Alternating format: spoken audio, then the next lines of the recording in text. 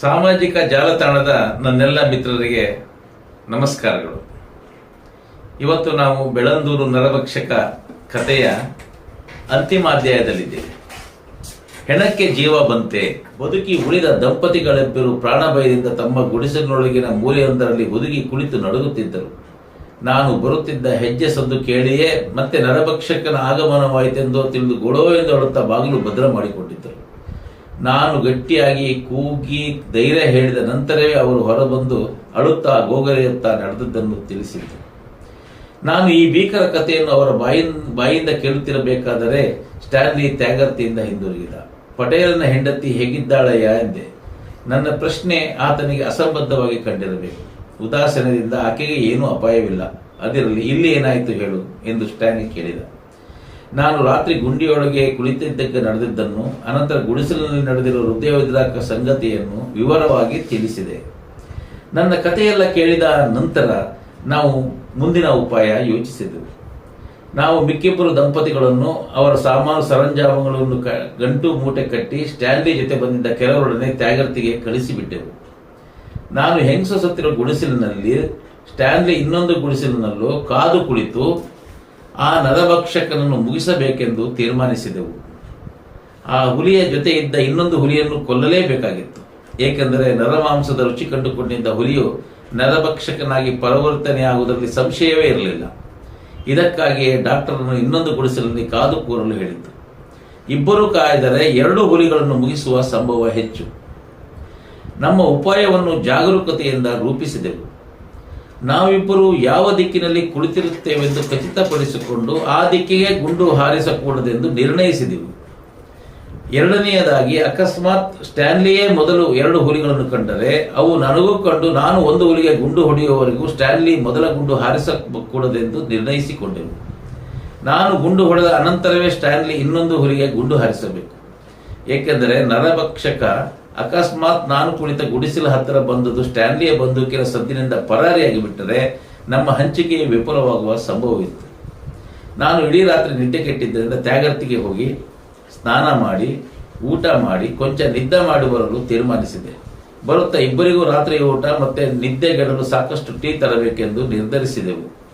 ಏನೇ ಆಗಲಿ, ಯಾರಾದರೊಬ್ಬರು ಗುಡಿಸಿನಲ್ಲಿ ಕಾವಲಿರಲೇಬೇಕಿತ್ತು. ಏಕೆಂದರೆ ಆ ನರಭಕ್ಷಕನ ವರ್ತನೆ ನೋಡಿದರೆ ಅದು ರಾತ್ರಿ ಆಗುವವರೆಗೂ ಕಾಯ್ದೆ ಹಾಡುವಾಗಲೇ ಮತ್ತೆ ಈ ಗುಡಿಸಲ ಮೇಲೆ ದಾಳಿ ಮಾಡಿ ತಾನು ಕೊಂದ ಶಿಕಾರಿಯನ್ನು ಹೊತ್ತೊಯ್ಯುವ ಸಾಧ್ಯತೆ ಇತ್ತು. ಅದಕ್ಕೆ ನಾನು ಹಿಂದಿರುಗಿ ಬರುವವರೆಗೂ ಸ್ಟ್ಯಾನ್ಲಿ ಕೋವಿ ಹಿಡಿದು ಗುಡಿಸಲಿನಲ್ಲಿ ಕಾದು ಕುಳಿತಿರಲು ಒಪ್ಪಿಕೊಂಡ. ಅಷ್ಟರಲ್ಲಿ ನನಗೊಂದು ಯೋಚನೆ ಹೊಳೆದು ನಾನು ಸ್ಟ್ಯಾನ್ಲಿಗೆ ಹೇಳಿದೆ.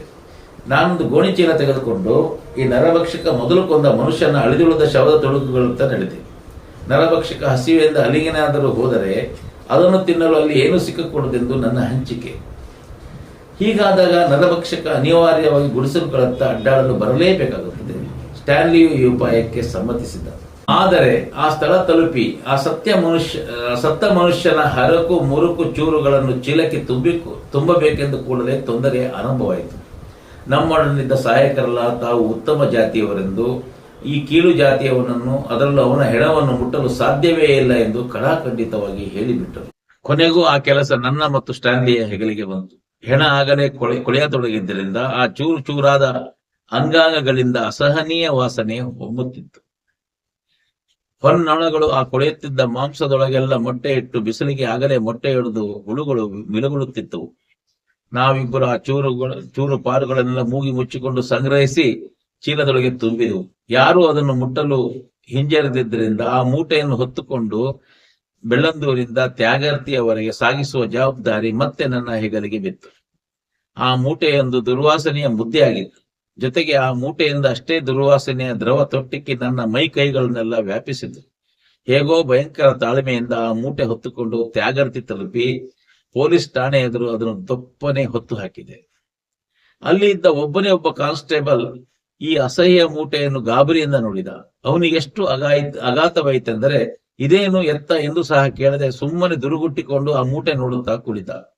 ನನ್ನಿಂದ ಹೇಳಿಕೆ ಪಡೆದುಕೊಳ್ಳುವುದು ಅವನಿಗೆ ಮರೆತು ಹೋಯಿತು. ನಾನು ಹೇಳಿಕೆ ಕೊಡುವ ಅಥವಾ ಆ ಮೂಟೆಯ ಇತ್ಯೋಪರಿಗಳನ್ನು ವಿವರಿಸುವ ಗೋಜಿಗೆ ಹೋಗಲಿಲ್ಲ. ಎಂತಿದ್ದರೂ ಆತನ ಮೇಲಾಧಿಕಾರಿಗಳಾದ ಪೊಲೀಸ್, SI ಇತ್ಯಾದಿಗಳು ಬಂದು ನನ್ನನ್ನು ಏನೇನು ಪ್ರಶ್ನಿಸಬಹುದೆಂದು ನನಗೆ ಗೊತ್ತೇ ಇತ್ತು. ಆ ಕೊಲೆಯಾದ ಸ್ಥಳದಿಂದ ಈ ಸಾಕ್ಷ್ಯಾಧಾರಗಳನ್ನು ಏಕೆ ಎತ್ತಿದಿರಿ? ಈ ಮನುಷ್ಯ ಸತ್ತಿದ್ದು ಹುಲಿಯಿಂದಲೇ ಎಂದು ಪೊಲೀಸರಿಗೆ ಹೇಗೆ ಮನವರಿಕೆ ಮಾಡಿಕೊಡುತ್ತೀರಿ? ಇದು ಕೂನಿ ಆಗಿರಬಹುದು ಅಥವಾ ಆತ್ಮಹತ್ಯೆ ಇರಬಹುದು. ಇವೇ ತಾನೇ ಅವರು ಹೇಳಿಕೆಯಲ್ಲಿ ಕೇಳುವ ಪ್ರಶ್ನೆಗಳು. ಇದಕ್ಕೆಲ್ಲ ನಿಧಾನವಾಗಿ ವಿವರಣೆ ಕೊಡಲು ಸಾಕಷ್ಟು ಸಮಯವಿರುವಾಗ ಈಗ್ಯಾಕೆ ನಾನು ತಲೆ ಕಳಿಸಿಕೊಳ್ಳಲಿ? ನನಗೆ ಈಗ ತುರ್ತಾಗಿ ಆಗಬೇಕಾಗಿದ್ದು ಒಂದು ಒಳ್ಳೆಯ ಸ್ನಾನ ಮತ್ತು ಒಂದೆರಡು ಕೊಡ ಟೀ. ಊಟ ಮಾಡಿ ಕೊಂಚ ನಿದ್ದೆ ಮಾಡಲೇಬೇಕಿತ್ತು. ಅದಕ್ಕಾಗಿ ನಾನು ಅವಸರವಾಗಿ ಡಾಕ್ಟರ್ ಮನೆ ಕಡೆ ಓಡಿದೆ. ಅವನ ಅಡಿಗೆಯವನಿಗೆ ಒಂದೆರಡು ಬಕೆಟ್ ಟೀ ಮಾಡಲು ಕೂಗಿ ಹೇಳಿದೆ. ಅಲ್ಲಿಂದ ಸ್ನಾನದ ಮನೆ ನುಗ್ಗಿದ್ದೆ. ಓಹೋ, ಎಂತ ಸ್ನಾನ ಅಂತೀರಿ! ಸ್ನಾನ ಮುಗಿಸಿ ಮೈ ಹಗುರಾಗಿ ಹೊರಬಿದ್ದ ನಾನು ಟೀ ಹಿರಲು ಶುರು ಮಾಡಿದೆ.